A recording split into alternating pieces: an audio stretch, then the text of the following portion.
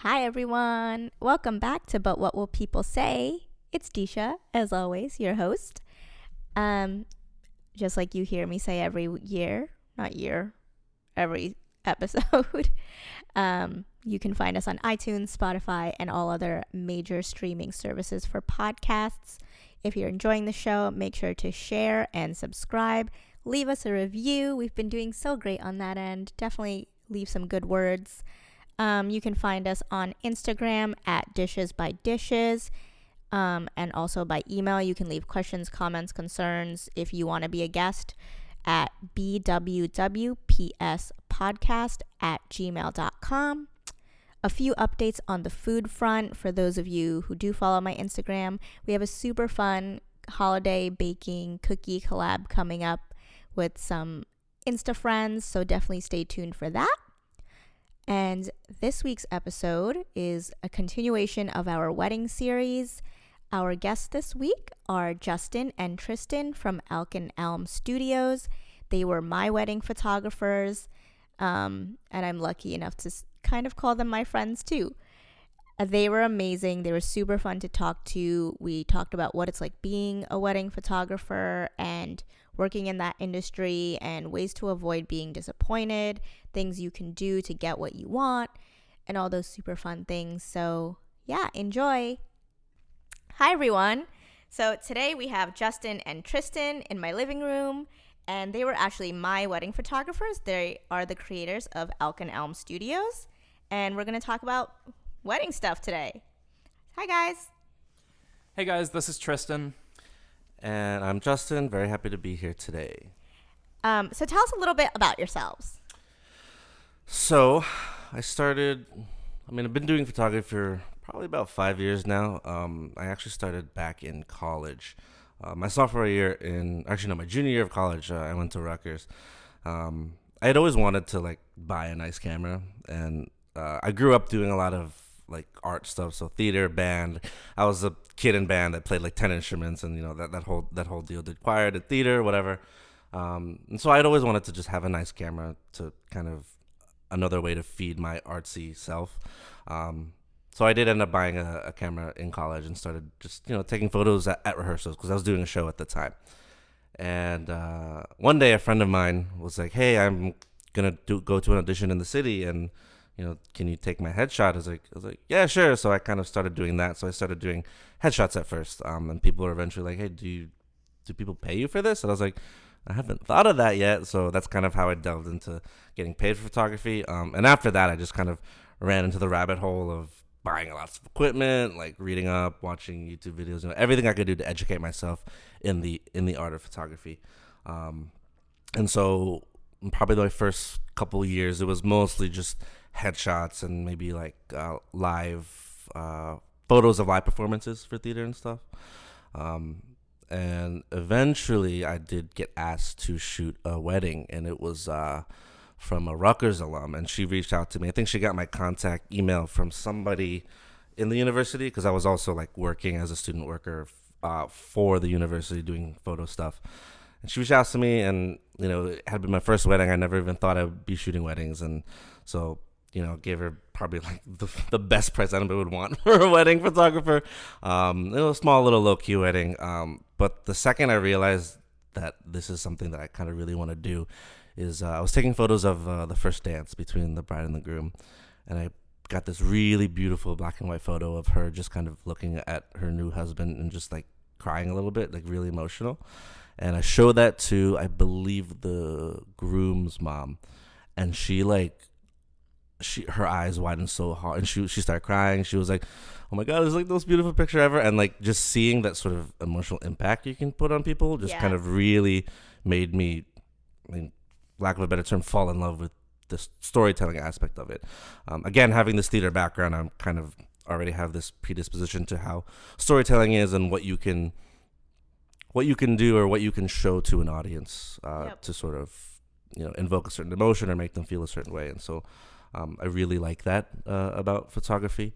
And even today, I actually also work as a photographer for Rethink Theatrical, which is a nonprofit community theater company here in New Jersey as well. So outside of the wedding photography, I do that too in terms of photography stuff. All right, Tristen, you're up. So I've been shooting also for around 4 or 5 years now, but had a little more like unconventional start. So also at Rutgers, that's actually where Justin and I met. But I was going to school for engineering, and my freshman year, I had never picked up a camera. But Engineers Without Borders, a group there that travels all around the world and does projects for developing communities. I had the chance to go to Kenya with them and work on well water systems. And as a first year engineering student, you can imagine not a lot of like tech know-how. So I figured the way that I could bring value to the trip was through photography, like documenting the trip. I figured, you know what, I can pick up a camera and I can try and learn how to tell a story. And over the 3 weeks there, documenting that trip, like I just fell in love with it. The storytelling that I was able to do there, and like show what was being done for the village, that I think is what really made it click for me. And ever since then, photography has really like snowballed. It started a lot like Justin with portraits and headshots, but eventually once I found my way into weddings, like weddings are where I found my true calling, because that's where, I mean, out of most of the photography genres, weddings are where the storytelling really comes alive, because you have these two people that are living one of the happiest days of their lives yet. And just like the raw emotion of them, their friends and family, all of these people coming together for such an incredible day. That's what really makes a storyteller's heart sing, is being able to tell something, show a story with such impact and have that same amount of impact on the people, creating these memories that are going to last forever. That's why I do this. That's awesome. Yeah. Super fun. That's what made it happen for me. Do you do, because Justin said he does photography for like theater and stuff, do you do any other photography outside of wedding photography? Yeah, so I also do food photography and corporate restaurant photography. Completely separate note, but I'm a big foodie. I love to cook. Same. We love food. I love to go out and eat, as unhealthy as it can be for me. But I also love to cook at home, and storytelling aside, that's just a separate side hobby. That's fun. I think that's so when we were looking for wedding photographers, that's like part of what sold me, was that you guys outside of wedding photography also did other things, because I think there's so much to be learned outside of like whatever bubble you choose to like work in, that like, at least like for someone like me with my job, even though I work in pediatrics, like I've had experience in like adult and geriatrics and stuff, and like I still take aspects of all of that and bring it into working with kids. So I like that about you guys. It's like there's a lot more outside of it. And also like I wanted slightly more non-traditional wedding photographers. Like I didn't just want someone who like mass produces like wedding photography and just like, oh, we have 1 million photographers, we just send them out, we take a bunch of pictures, but there's no real like thought behind it, or like I guess you said the story behind it. It's more just like, we have some fancy cameras, we've got a bunch of people, we're going to take pictures of anything and everything. And there's, not to like minimize what some photographers do, but I found that for someone who was looking at both like traditional, I guess like American wedding photographers, for lack of a better term, and looking at like Indian wedding photographers, and again, this is not for everyone, but I found a lot of people were just like, oh, I have a fancy camera and I can take some pictures. So it's like, I didn't just want 1,000 pictures I hated. I would have rather had like 100 pictures I loved. And so for me, it was all about like creating that story and creating some art that we would have displayed in our home, used for other things, and really brought together the story of like me and Mike. So that was a nice part about working with you guys that I really liked. I mean, when you think about it, when you're interviewing, I'll say it is like a job interview. When if you're planning your wedding and you're talking to your vendors, I mean, that's what it is. It's a job interview because you know what you want for your wedding, and you're trying to see who can sort of provide what you're looking for. And when you're talking about the aspect of you liked how we did stuff outside, yeah, because you want to see what these vendors are, just not only in their work, but how are they as a person? How do they transfer stuff from other things they do into the product that they are going to be offering you? So, I mean, I guess this is kind of like a word of advice for everyone planning a wedding. Like, get to know the people you're working with, especially the photographers, because they're going to be with you the entire day. Yep. You don't want a photographer you don't like being around, because they are literally around the entire time. Like, they're around probably even more than your own parents are that day, because they're with you almost every single second of the day. And if you don't like being around that person, it's just not, it's going to be a long day. It's like being with a unwanted coworker. So definitely get to know them. We hung out with you guys a lot before the wedding, and I think we hung out like 3 or 4 times. We did like a site visit. We met up a few times. We did like a bunch of the Pinterest stuff. And it was nice working with a pair of photographers who didn't just like ask us what we wanted. Because like for me as a bride, I didn't know what I wanted totally. And so you guys really helped guide Mike and I through the process of figuring out what kind of wedding photography was what we wanted. And so that was nice. Well, and I think like the perspective that comes with being a photographer too, like a lot of couples aren't necessarily going into their wedding planning with the perspective of a wedding photographer. And that's the same with, they're probably not going into it with the perspective of, say, a florist or a decorator or a wedding planner. Like, you have to trust your vendors to have all of these different perspectives. And I mean, with wedding photography, nowadays, you can go out and get a really nice fancy camera. And honestly, it's not that hard to learn photography either. Like, you can put in a few months of work and learn all the ins and outs of a camera. You can spend a little bit more time and become a decent photographer. But all of the nuances that come with wedding photography, there's a lot more to it than just the camera and even the technical aspect or the creative aspect. There's also, like, how do you help your couples feel more comfortable in front of the camera so that all the posing is natural? How do you help coordinate the wedding day when things go to shit? Like, having the experience, the wedding experience, allows you to navigate the day and make sure that everything still runs smoothly so that you can create magic in your images. Yeah, I think for me a big part isn't when I was also shopping for vendors was I wasn't just looking for like someone with a skill. I was looking more for creativity. Like, I wasn't paying for like you to hold a camera and take pictures. I was paying for the creative aspect that you would bring to help tell our story and, you know, create obviously beautiful images and all of that, but not just like give me a bunch of like almost meaningless pictures. Like, I really wanted more behind it. And so that's the way I saw it when I was looking for vendors, whether that was even like our video guy and you guys and everybody else. So that was cool. But I know, like, depending on the type of bride you are, you might be looking for something else. And I think knowing what you want helps. All right. So my next question is, how did Elk and Elm happen? Because you guys obviously started of your own accords. So how did you guys get together and start this business? So as Tristen mentioned before, we first met each other at Rutgers. We were both members of the Rutgers Photography Club there. At the time at least when I joined, the group was pretty small, maybe only like 8 or 9 active members.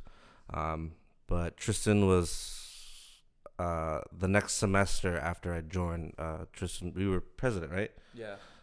Tristen got elected president, and so he did a really good job of sort of relaunching, rebranding, kind of reviving the club into what it is today. And now it has about, I want to say at least like double the amount of active members, which is pretty cool.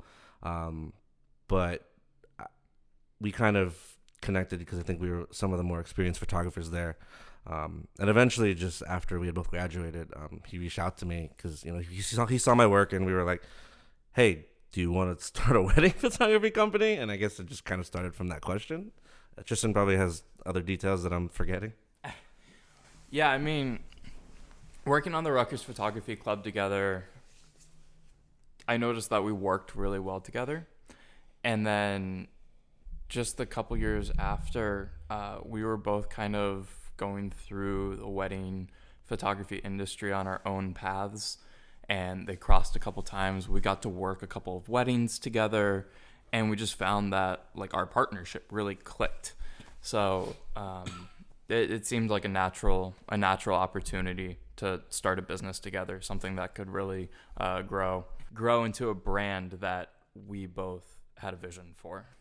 Yeah, so like you said, you both, because that was a question I had because you guys obviously are really young, in case you couldn't tell, was if you had wedding experience, and if you had, in particular, like for me, Indian wedding experience, because like you guys are not South Asian, but I was like, that's okay, we'll just figure it out.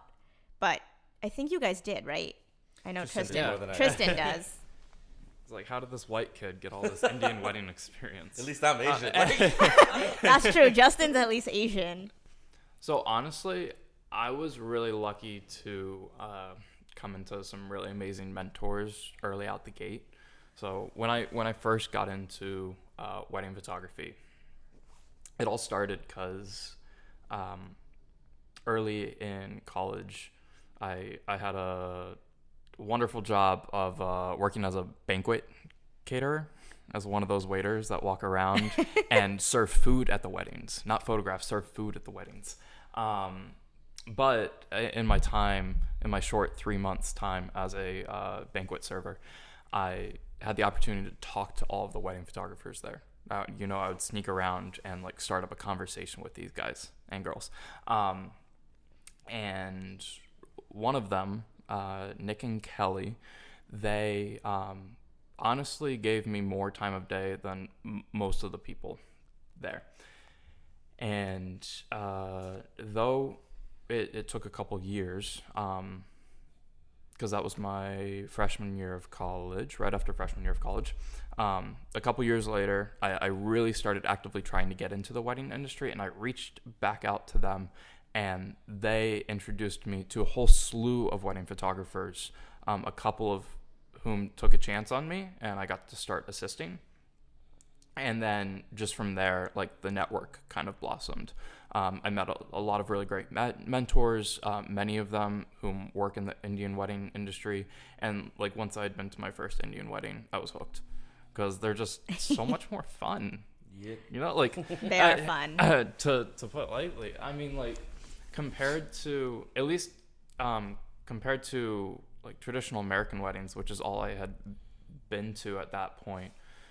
Indian weddings just had so much, they were so much more vibrant. They had so much more cultural ties, the traditions that were there. It felt like they were really true to a culture. Like it wasn't for show. And just the life that was in an Indian wedding, I loved it.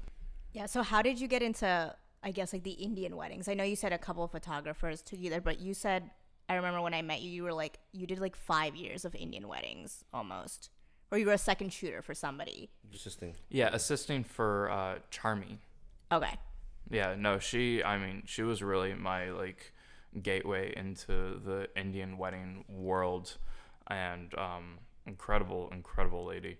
She's super talented. I totally Googled her when you told me about that. Incredibly talented. Oh my gosh. But yeah, no, just working with her has been incredible, and I've learned so much. Like I wouldn't be where I am without her guidance. Yeah. So one question I guess I have is that there are so many wedding photographers. I feel like everyone knows a wedding photographer. That was probably one of the easiest vendors to end up referred to, because like you ask one person and everyone has something to say about it.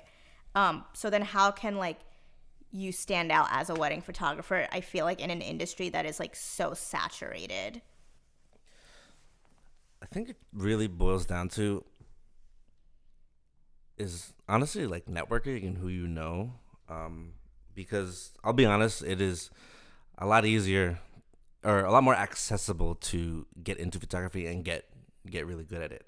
I'm gonna be honest, like it's really easy for anybody to buy a camera and learn, but it's really about who you know, as well as the, for lack of a better term, I say niche, or the kind of personality you put on it. Again, aside from us being wedding photographers, like, you know, I'm a performer. I do theater, so I kind of have that other artistic aspect to put on it. But also, I mean, the reason why you guys reached out to us was because I shot your actual proposal. Oh, yes. That's the thing. Justin was the random guy in the back of the coffee shop sitting at a bar, and you were our photographer. Yeah. I was working at the shop at the time, and I believe whoever you were talking to, or whoever Mike was talking to like set up your proposal, he was like, "Hey, someone's proposing at Hidden Grounds. Do you want to take they're asking for a photographer?" I was like, "Yeah, I'll do it." So that's kind of I not to brag, but I was there since the beginning. So just so you guys know, that's how we ended up finding like Tristen and like you guys together, is because we were like, well, Justin's a photographer, maybe he knows someone. He goes, yeah, I know me. But you were so good. Like that whole like moment was such a blur, but like you captured in like the 3 minutes between like Mike throwing together the proposal in the back, me turning around, walking up there, getting down on one knee. I think you got like probably like 10 or 15 pictures, but they were perfect. Like they caught every significant part of that proposal, because it's literally like 3 minutes. It's not that long. And like I didn't even realize you were there. Like you were like a ghost, just like floating around in the back. I think I was working at the time, because I also I poured the art that was on the thing. Did you? I really? poured the art too. That was the latte art. You did that. It was pink. It was so cute. I didn't know you did that. Yeah. That's cool. Yeah, but you were great. And then that's how we just kind of were like, well, I don't feel like looking for someone. Let's just ask Justin, who was like, oh yeah, we do weddings. And so that made things kind of easy on us, because I just felt like there's so many like options, especially with photographers. And like for me, my personal pet peeve, and like this is gonna sound terrible, but like when photographers put their logo on the bottom of every single wedding picture, so then whenever the bride and groom or anyone who gets married posts or shares pictures on social media, there's this like giant banner that goes across the bottom. Like you can't, I don't know, I just felt like it was a personal pet peeve, because like it felt like the photographer was just using the bride and groom as free marketing, when it's like these people probably paid you thousands of dollars to be there at their wedding. I think they earned the right to at least own their images without like your branding on it. That to me, I was like, the second I see somebody put their logo across the bottom in a way that the people who purchase these pictures can't edit it out, I was like, nah, I'm good. So like all those people like automatically were disqualified, but it also made it a lot harder for me to like find vendors. But that's just a personal thing. Why do they do that? Please enlighten me. I think for a lot of photographers, there's a fear that, at least when starting out, I feel like everyone, when they're starting out, at some point in their career, puts watermarks on their photos. Oh, I did it all the time. We're I all paid to have a logo made, and Yeah, I mean, I understand like in like creative property and license to own your images, because obviously like we know people who like they have found their wedding pictures on like random Facebook pages or use it as cover photos, or other companies using it to market their wedding products, when that company has nothing to do with anyone involved with that wedding or those images. And so I get the creative license, but I also just find it really annoying. Yeah, and no, I agree. It is super if annoying. We're giving you, we're not going to watermark photos that we give our clients. You know? Yeah, but I do think it is like a matter of ignorance when starting out, because you don't necessarily know a lot about what goes into copyright law, or like what the true like the legal work behind cost benefit is of putting a watermark on your image. Like putting the watermark on there, like it's your creative work. You're kind of like diminishing like the look of the photo if you throw a great big watermark on there.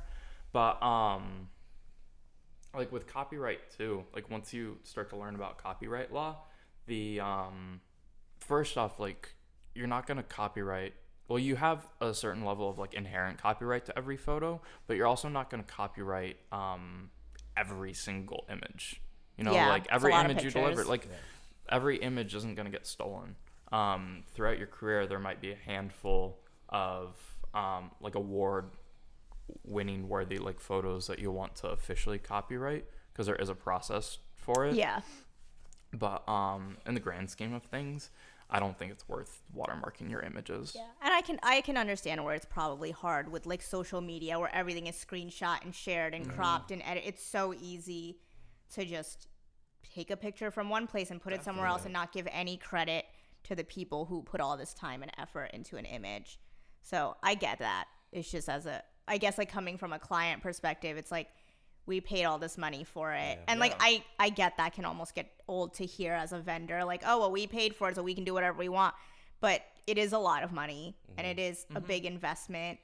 And so sometimes to me when I see like these couples who like can't post a single wedding picture without like a banner across the bottom of their image, it's just kind of frustrating. It's like, this is their day, like relax. Like you know, and the thing is most people are pretty good, at least with weddings, to like post who did all their vending in the description, and things. So that's just me though.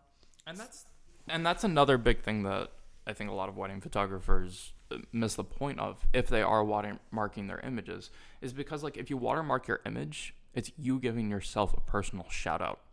Whereas if you're doing great work for your clients, then typically your clients are going to market you. Yeah. And especially like we tell all of our clients, like the only way we grow as a business is if word gets around, and our clients are the ones that can spread that word.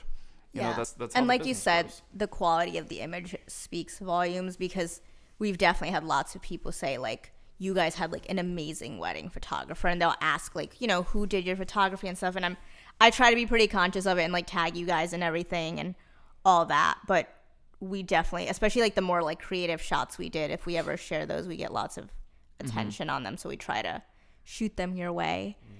But I get it, I understand. Another question I had for you guys is, because when I put out there that we were doing like a wedding series and asked people what kind of questions they'd have, we got a lot of just people being not like, they were complaining about like the bad experiences they've had with wedding vendors across the board, or like being disappointed by the images they received from a photographer. How can like clients best communicate what they want so they're not disappointed, or like know what to look for? I'm just curious if anybody had specific examples of like what vendor they didn't like. I mean, if it's photography, one that's better, or just it's just kind of a generic. It was just a general like people being disappointed by their pictures, Right. people thinking that they got a lot of blurry images, or they felt like their photographers missed a lot of things they wish were captured, or that they got like 10,000 images that they didn't love. Right. And they just were like, I don't know what to even do with all these pictures. Well, for the first part, there should be, as a client, there should be sort of these, I guess, checkpoints to hit when selecting the vendor you want to use for whatever. And I'll use obviously wedding photographers as the example. But the sort of first point of contact you have with your photographer is, you know, they should have a website or some sort of way to see their portfolio. So right from off the bat, you can, you know, get a feel for what their work is like. Bear in mind, the work that they put on the portfolio is probably going to be like some of the best that they have done. Not to say that they're It's not consistent. it's not going to be inconsistent, but you know, just obviously you want to put your best foot Yeah, forward when you're showing of off your course. portfolio. So getting to see your clients' work or your vendors' work first is first and foremost is good. And when you get to that consultation stage, when you reach out, hey, I like your work, can we set up a meeting so I can talk about my wedding? Really come prepared with questions. Don't expect everything you want to know to be given to you from the vendor's pitch, because obviously they're pitching you something. Come with questions, because we like that. We like it when our clients come with questions, because you know, it allows us to have a more organic conversation, get more comfortable and stuff. And in terms of the best way to communicate, I mean, you just really got to tell them what you like and what you want. Come with examples or inspiration pics. I think with you guys, we had you do like a Pinterest board. Yeah, sort that of, was really handy. yeah, just tagging, even as simple as like, hey, find like 20 photographs you like and tell us why you like them. Yeah, it's not just like find a picture, like why do you like? Do you like the pose? Do you like the colors? Do you like the angles? Right. Like there's so much that I guess as a client you don't realize goes into photography that you guys think about that like we have no concept of. Right. You know, like what kind of lighting was it? I remember you guys emailed like, do you know what kind of lighting these people are using for like the DJ or the decorator? And I was like, lights? I don't know, like neutral. And so like we had to email them and find out for you guys because that impacts like your photography. And like, again, I would have never thought of that. It's like. And then let's say you go through those stages and you like everything, but unfortunately, let's say after the delivery, you don't like something, or maybe you thought something was missing. Like, don't be afraid to reach out to your photographers and express your concerns, because if you don't tell us like you didn't like something or you're disappointed, like we don't know and we think you guys are happy, and obviously if you're not, we want to do something to fix that. Yeah, and then you're turning around telling other people like, oh, don't use these guys or whatever. Yeah. Right. So it's really just don't be afraid to be very, very candid, and honestly, like just be honest, because the more we know what you guys want, the more honest you are with us. It makes our job way easier, and we know exactly like what we need to do to make you guys happy. Because again, everyone's personal taste, artistic taste, it's subjective. You might like a certain style that somebody else doesn't. So the more we know about you guys, the easier it makes it, and hopefully, we can deliver you images that you will love and cherish for the rest of your life. Yeah, that helps. And we also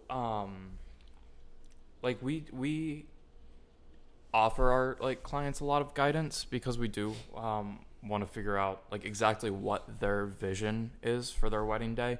Unless you're communicating with your clients, you're not necessarily gonna be exactly on the same page. And that's why we have different little questionnaires and things that we do throughout the whole planning process to make sure that we're on the same page every step of the way. Now, from like the client perspective, if your photographer isn't necessarily doing that, or any of your wedding vendors, in that case, the decorator, the florists, the videographers, like from your side of it, if the vendor isn't necessarily doing that, then it starts with the vetting process, like Justin said. But throughout that whole process, you want to kind of be doing the same thing. You should be asking your vendors questions and making sure that you're on the same page, making sure that they really see your vision. And if you can get a lot of that out in the vetting process, if you can ask your photographers not only for looking at their portfolio, but if you can ask them for, say, an example of a full wedding, so that you can see their entire body of work for a full wedding, that way that you can get an idea of what you're going to be getting, so you're not completely blind. And then looking for those communication signs. Like, is this vendor going to be really communicative with me? Are they going to respond to my emails? Am I going to be able to talk about my vision with them? Do they care about my vision? Like, are they passionate about what they do?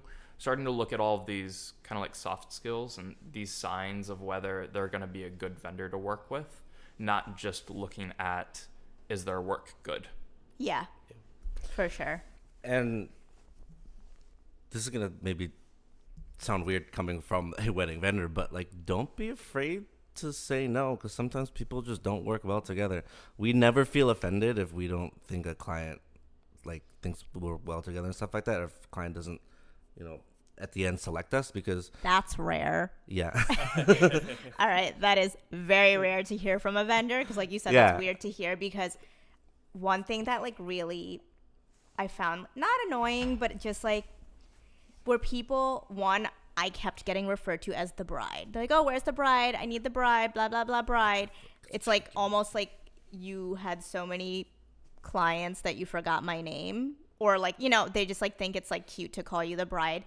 But like also it was like a certain level where it just felt like they were being really like fake nice, just because it's like, oh, well, you're paying me, so like I have to like tell you look great and make sure everything's great and like make you super happy. And it's like, because a lot of times you would ask them questions and they would just be like, well, it's whatever makes you happy. So like it's almost like they want to say, like, if there's something you don't like, it's your fault because we said it's whatever you want, it's whatever you like. And it, after a while, it gets kind of old to hear, because it's like, for me, because I wasn't one of those brides that like spent her whole life like thinking about what I want in my wedding, I was looking for some guidance and some kind of like, well, like, what do you think would work better? And a lot of answers I would get were like, well, you know, you're the bride, it's whatever you want. And I'm just like, oh my God, like, we get it, but a little, like, you know. And when they were helpful, it felt a little inauthentic, and that to me it was just like, all right. And like, they kind of would always like push you to like, you know, like, not just the meeting in person, which like I understand why we have to do that, but just like constantly showing you 20,000 things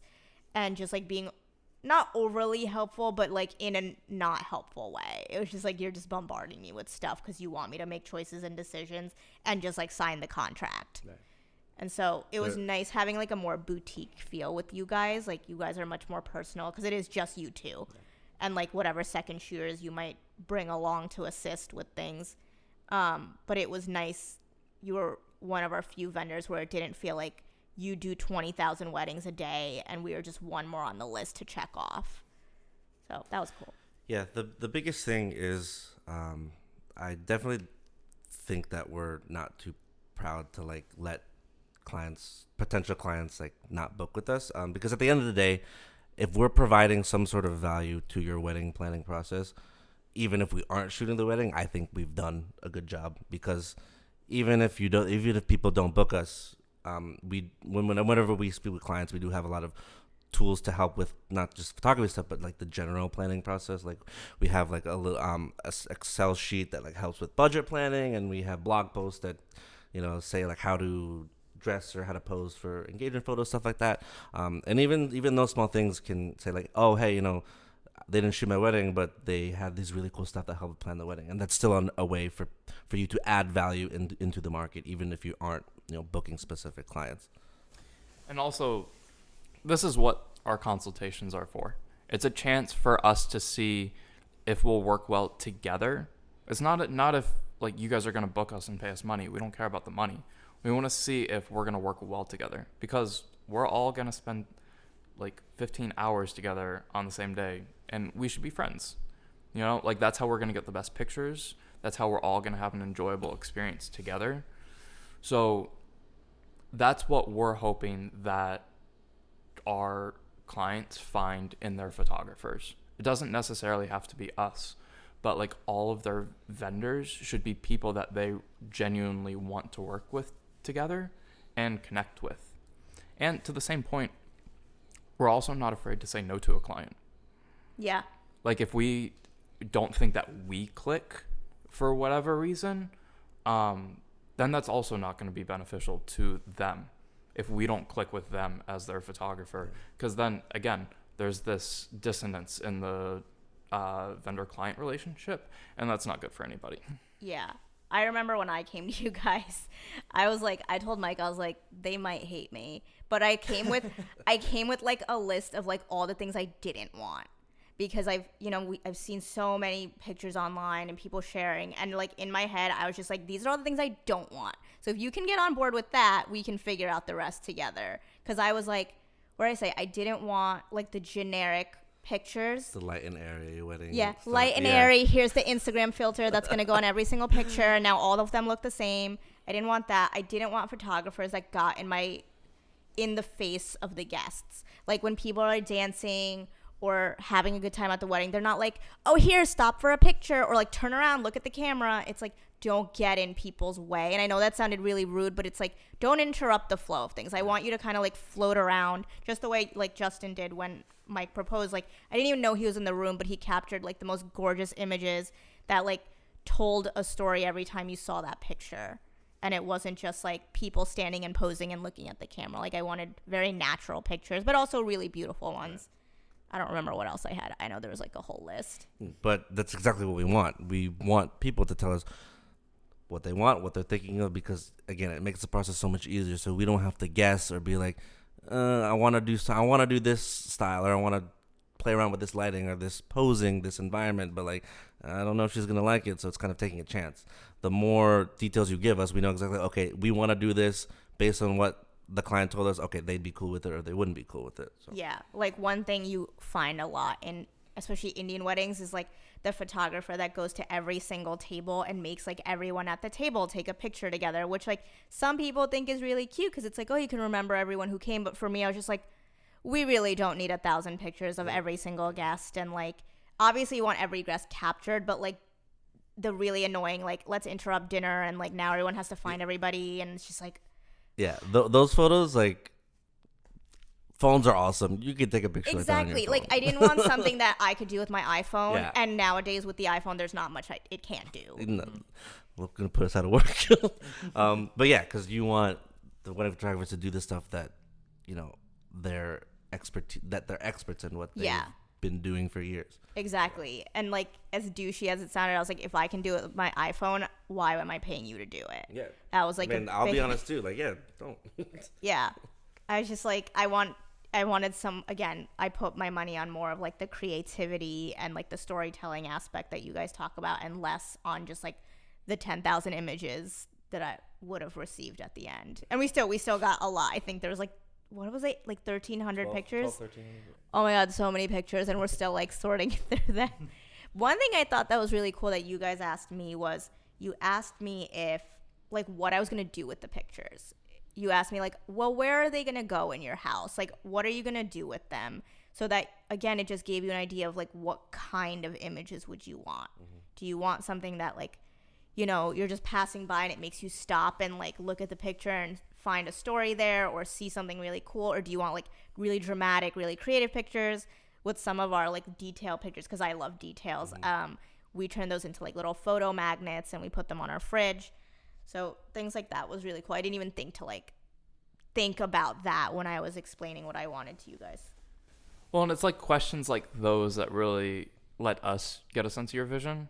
And more so than that, like what is the most important picture to get on your wedding day? And what are the most important pictures? Like you're not going to want a picture of Joe Schmo up in your living room. Like your dog on your wall. I do. Not even yours. We do. We have a painting of a random dog in here, okay? We really like dogs. Mostly Mike. Right. No, you guys want pictures of you guys, and more so than that, your most cherished memories. So we ask those questions so that we know what pictures to get of you. What are these pictures that you're going to put up inside your home so that you can look and cherish them every day. Those are the shots that we're really trying to get that we like don't want to miss. But if we never knew what they were, then we're just going based on our own assumptions. Which and maybe right, maybe wrong. Right. Maybe your most important pictures are during the first look. Maybe your most important pictures are those with the family. Maybe they're like with your friend.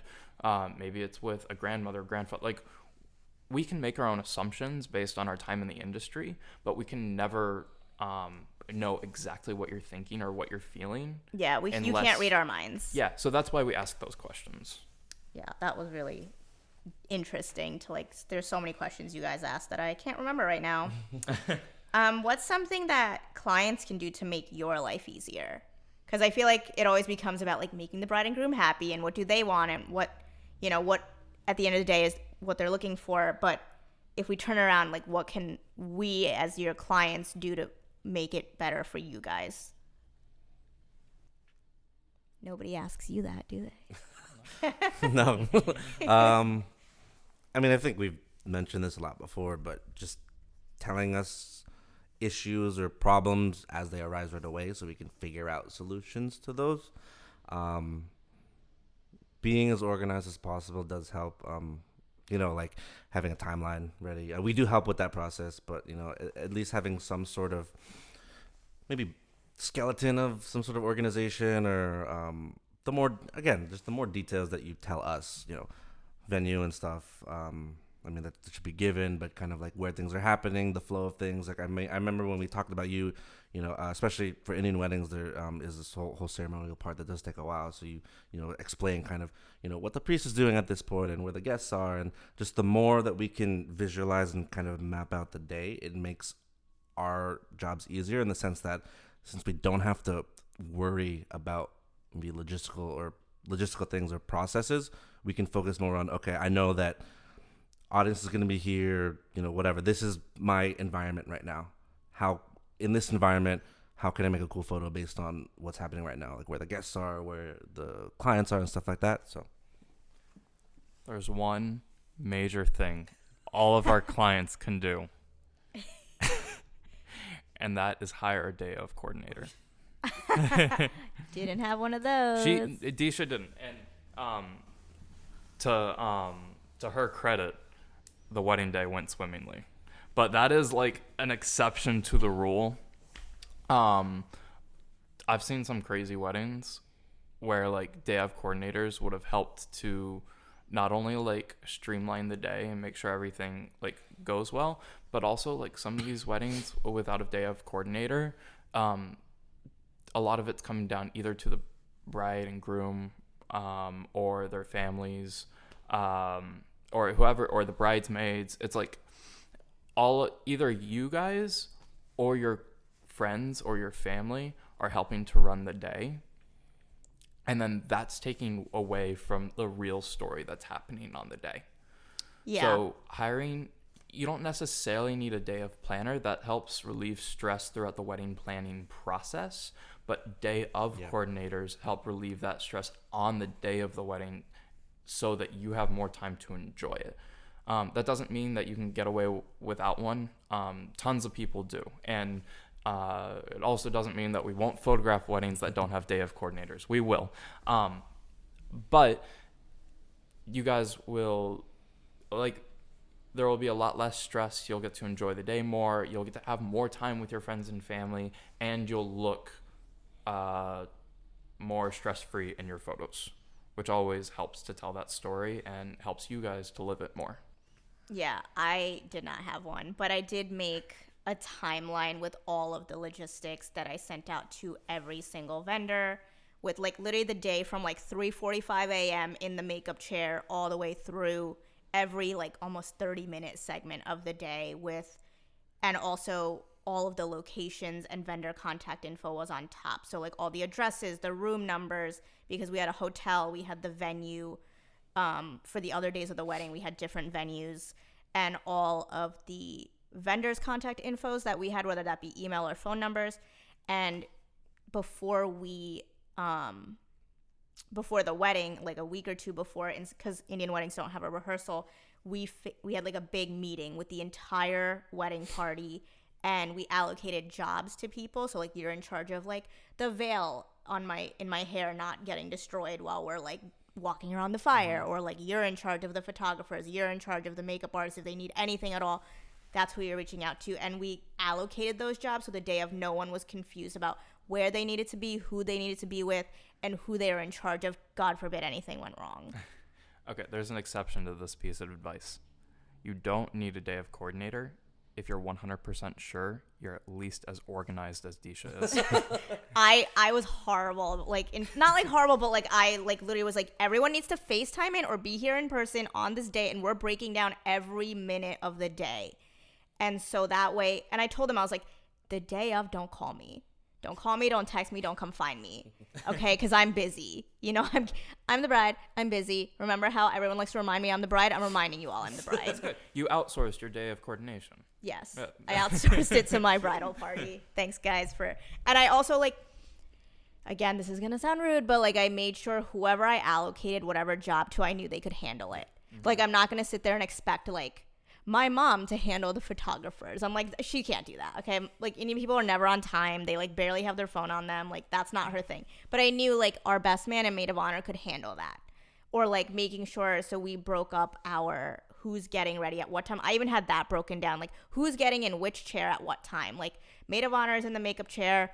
This bridesmaid is in the hair chair. This one's whatever. All of that was broken down, so there was just no confusion. Every single step of the day was broken down, and everyone knew, like, okay, groomsmen have to be at the venue at 8, bridesmaids should be there at 8:30, blah, blah. At least so you had a flow, even though things didn't, like, totally go as planned. Like, we needed you guys to drive us to our reception because we were, like, so late on that. But, like, things like, it's expected, it was fine, and it didn't really get in the way. Mostly, like Tristen said, the day went pretty smooth, but it definitely took like a good, like, I had to like take an hour break it all down, send all that info to everyone so they're all on the same page, and making sure all of our vendors were on the same page, because I feel like vendors come from like 20 different places, but none of them are talking to each other. They're all talking to me and Mike, which was, again, the decision fatigue was so real. But again, making sure they all had each other's contact info. And I, like, again, might sound crazy, but I was like, I don't care if Tristen doesn't want a cell phone given out to like my makeup lady. I'm just going to give everyone everything. So there should be no questions. Look at that, 3 or 4 page document I sent, and it should all be there. And it was, I think. So Yeah. Helped a lot. Yep, definitely. So if you don't want a day of coordinator, that's your backup plan. Organize the shit out of it.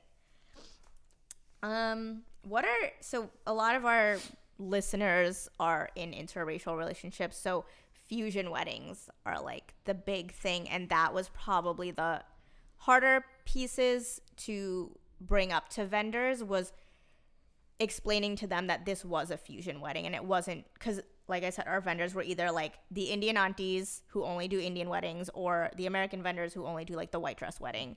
And finding a vendor and explaining like, oh, this is both. Like, we had an Indian wedding, but we also had like incorporated American or like white dress wedding aspects into it, like having a bridal party and a maid of honor, and things like that.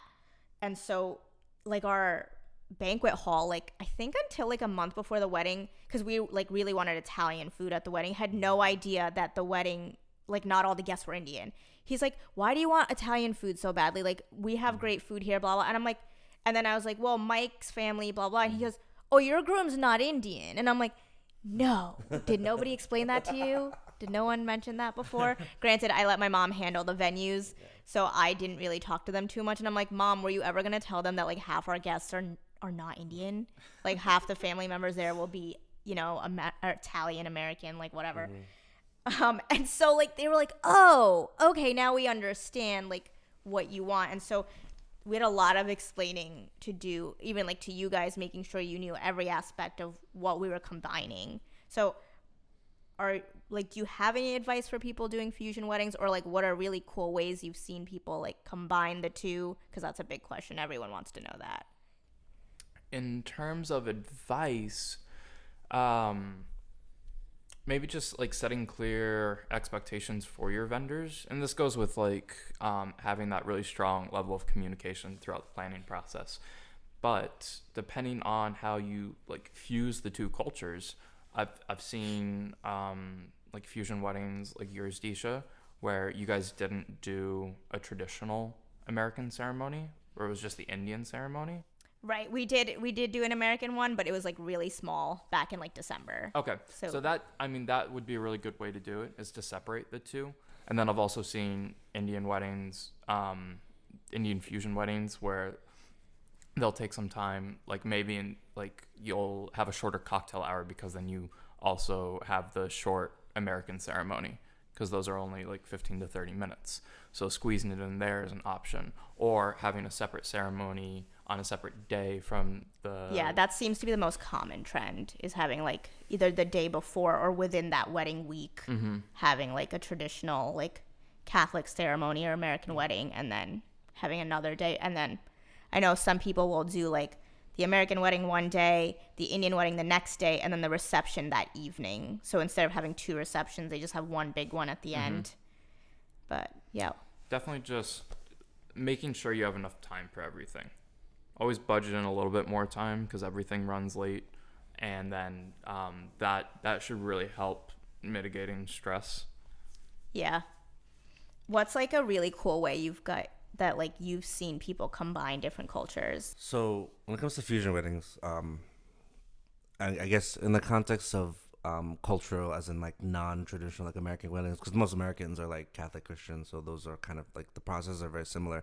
Whereas if you other cultures usually have a lot of more symbolism in their ceremonies. I did see one, actually. I didn't shoot it. I was just attending. Someone had got there was a couple that got married, and it was an Indian girl and an Irish guy. And in a traditional Irish wedding ceremony, they do have some sort of like I forget what, but it's like some sort of rope, and it's supposed to symbolize unions of the families. And I know that in the Indian ones they do the red The red string. the red the string. yarn, yeah. They did both at the same time with both priests, like doing the. It was really cool because That's cool. it is sort of like a similar symbolism. It's kind of like this string that's tying together the union of two families. But I thought it was pretty cool. They're kind of doing both at the same time to kind of show that they're both into their cultures, but they're not above just sharing the love between the two families and uniting. So whenever they incorporate the symbolism from culturally specific like ceremonies when it comes to weddings, I think it's the coolest stuff. And like even like yours, like adding, there's no bridal parties in Indian weddings, so I thought that was cool adding that. Yeah, that was fun. That's becoming definitely more on trend to do. Another thing we thought about doing, but we didn't do it, but I know other people have, where they'll incorporate the vows into the Hindu ceremony, because there are vows in a Hindu ceremony. They're just usually spoken in Sanskrit and like, but they'll do them in English or whatever language everyone understands, and they'll do their own vows, and that'll be the kind of combining of the two to try to make it a little bit more mixed of the two cultures. The bridal party is the most common way, though. But I don't know. I think there's lots of different ways. I think the reception is easier. Yeah. But obviously the religious ceremonies, that's where you almost have to take the time to speak to both of your ministers. Right, yeah. And figure out, like, get everyone at the same table and figure it out. Because I know there's been, like, Jewish and Hindu ceremonies or Catholic or all different stuff. And it really comes down to the people who are going to, run the ceremony. Officiate the ceremony. Like, where can you bring it all together, and how can you do that best? The ways I usually see it is either in sort of the symbolism of like what would you call it, like rituals, and in dress and clothing is kind of the most common ways I see people fuse into it. Sometimes you have the American wedding process, but if like the bride's Indian, maybe they don't do the Indian wedding, the traditional Indian wedding, but she'll wear like Indian dress while doing like an American style wedding. So you see it all over, and a lot more common these days, since people are melding together all over the place. So. Yeah, I've also seen like some girls will do for the Hindu ceremony, the Indian ceremony, they'll wear the Indian clothes, and then for the reception they'll get like a white wedding dress, and so they'll wear a wedding gown at their reception, because there is a costume change from day to night. And we kind of did that with the groomsmen.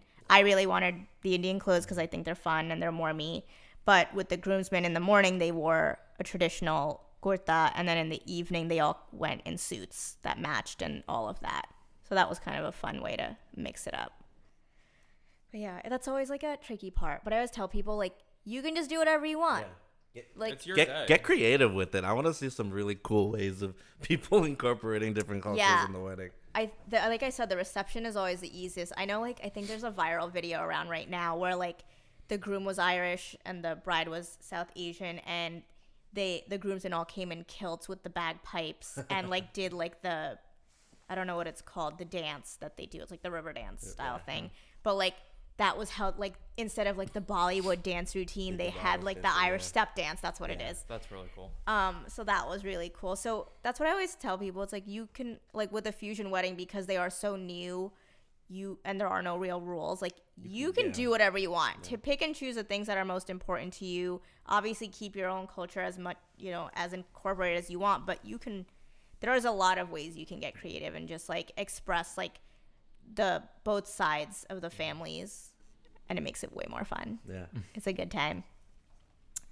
Have you guys ever been on, like, the other end? Like, you guys are the photographers, but have you ever been, like, the groom or the groomsman? And what's that like, to be in front of the camera and not behind it, and almost watching other people kind of, like, do your job? Like, is it hard not to, like, chime in and be like, oh, like, maybe do this? No, it feels like a vacation. But no, I've been a groomsman once before. My dad and my stepmom got married a few years back, and I was the groomsman for their wedding, and it was definitely interesting to like, have the day off and see, like, a wedding photographer, I guess, like, working at a wedding that I was, like, just attending. It's just a day off for you guys. Yeah. That's there nice. wasn't anything crazy about it. My mom and my stepdad got married a few years back. They didn't have like parties for each side. It was just like a party for everyone. There wasn't like a bridal and groom's party. But the thing that was going through my head is just like, I know of all the stresses and complications and like just kind of like, oh crap moments that happen that you can't control. And like, I'm always just thinking kind of like, man, I hope that doesn't happen. Yeah, I mean, that's pretty much it. I'm just hoping that the uncontrollable like hiccups that come about don't come about. I mean, it's my mom's wedding. And yeah, I mean, that's pretty much it. I didn't do anything photo related for that. The only thing I did was I performed for my mom's wedding at the reception. So I did a mashup of a song for her and her husband, and played guitar and sang. But that's pretty much all I did. I did nothing photo related, so I had a day off too. So it's a vacation for you guys. It's easy to just be like, you do your thing, I'll be over here.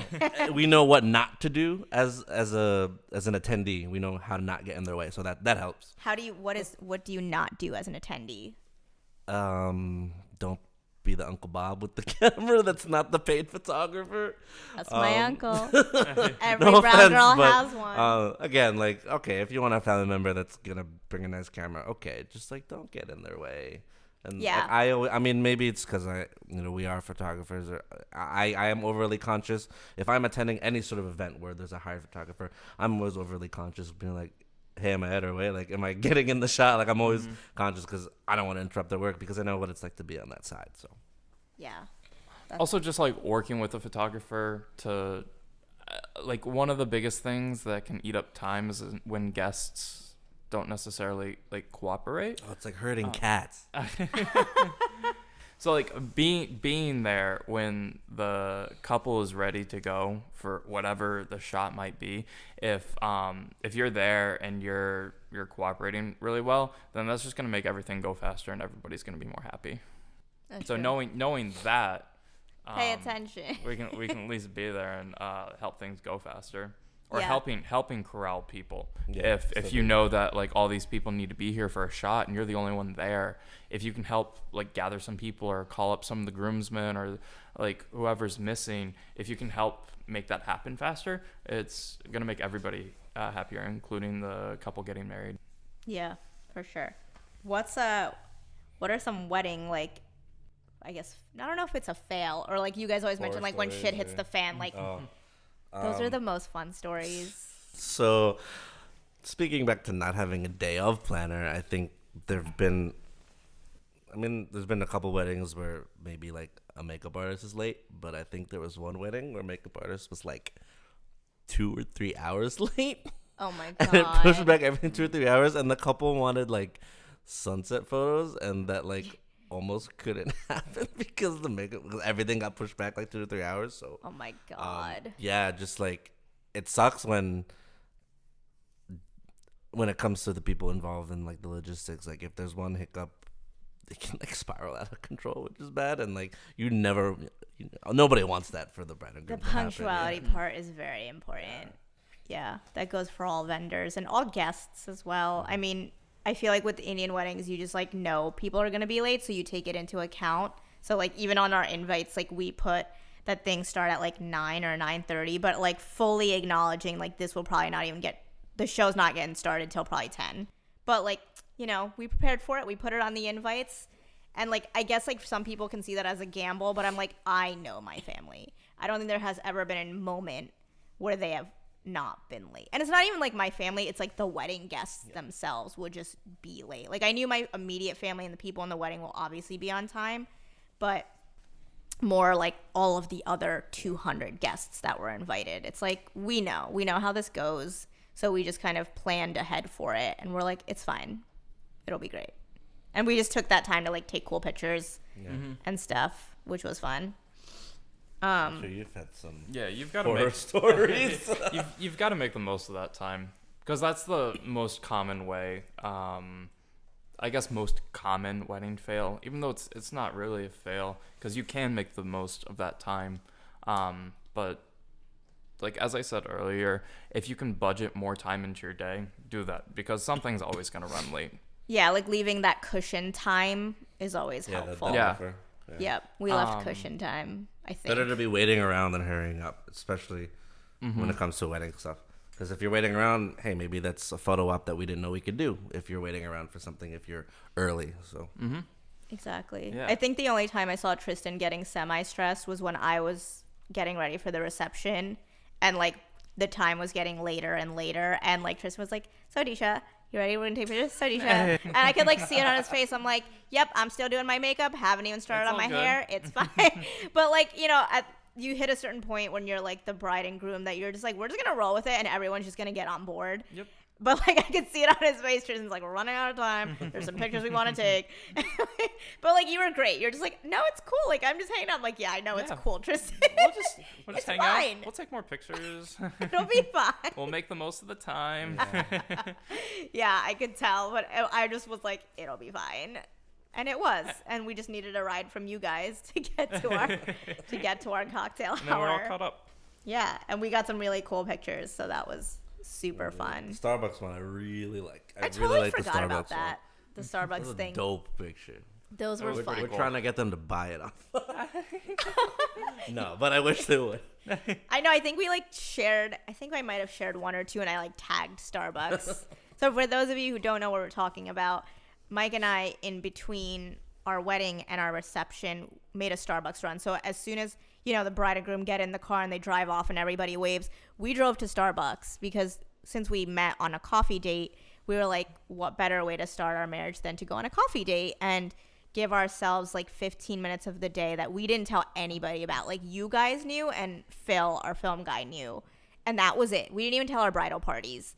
We just were like, this is our 15 minutes and all the craziness of the 3 or 4 days that are just ours. And that was really fun. We're like fully decked out, flower garlands and all, rolled up in our Jeep and like got in the store. And you guys were there. That was really fun. It was a good time. And you guys, again, in like whatever 15 minutes that we were there without totally interrupting our like little like let's get coffee and sit for 5 minutes, like got a bunch of really great shots, called it a day, and like it was great. It was super smooth. It was a little bit of a scene, but that was just because of the outfits. It wasn't like because we were I like. remember like by the time that you guys got your coffees and in between like aunties calling you, telling you that you need to get back for lunch. People were like, where'd you go? We're supposed to have lunch. What are you doing? We're like, don't worry about it. Yeah, so it's like you never know how much time you're gonna have. So like we were in and out of there, and we had just enough time to squeeze in just a few really awesome shots. But like you've got to be able to just like go with the flow, and if you only have 2 minutes, that's all you have, and you got to get a shot in 2 minutes. And then there's a story. You talk about, we went on a coffee date in the middle of our wedding.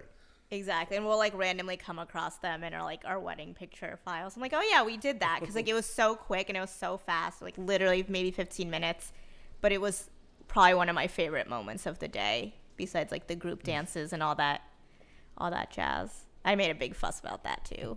I was like, there's going to be group dances and I really want cute pictures of that. And you guys got really cute pictures from the dancing and the group dances and even just like the open dance floor. Like there's some really cool shots in there that were really fun. So thanks guys.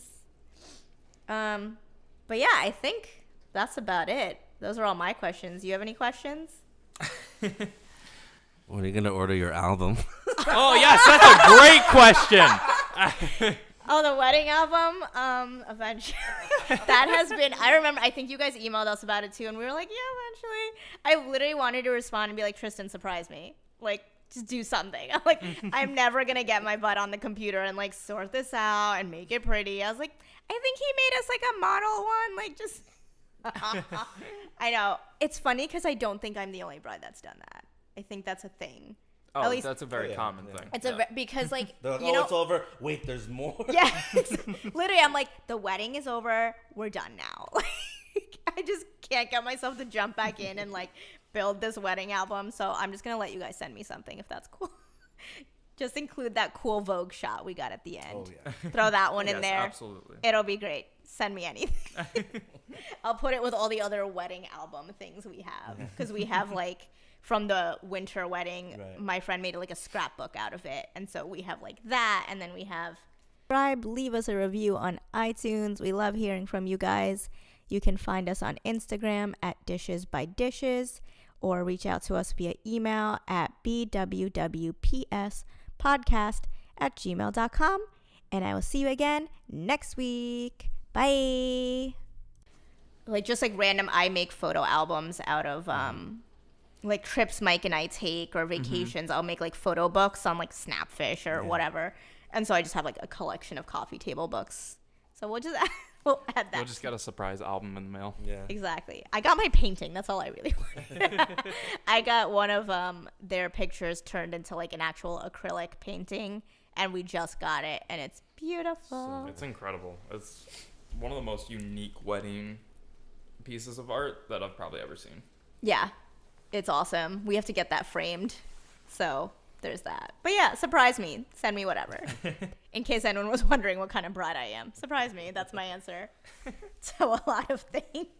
I was just like, yeah, that's cool. Whatever. But yeah, I think that just about wraps it up. Where can people find you guys on internet, social media? Yeah, they can find us on social media at Elk and Elm Studios, all lowercase. They can find us on our website at either elkandelmweddings.com or elkandelmstudios.com. Awesome. Do you guys have an Instagram? Oh, you told us your Instagram. Instagram, Facebook, Pinterest. Oh, it's all Elk and Elm Studios. Yep. Beautiful.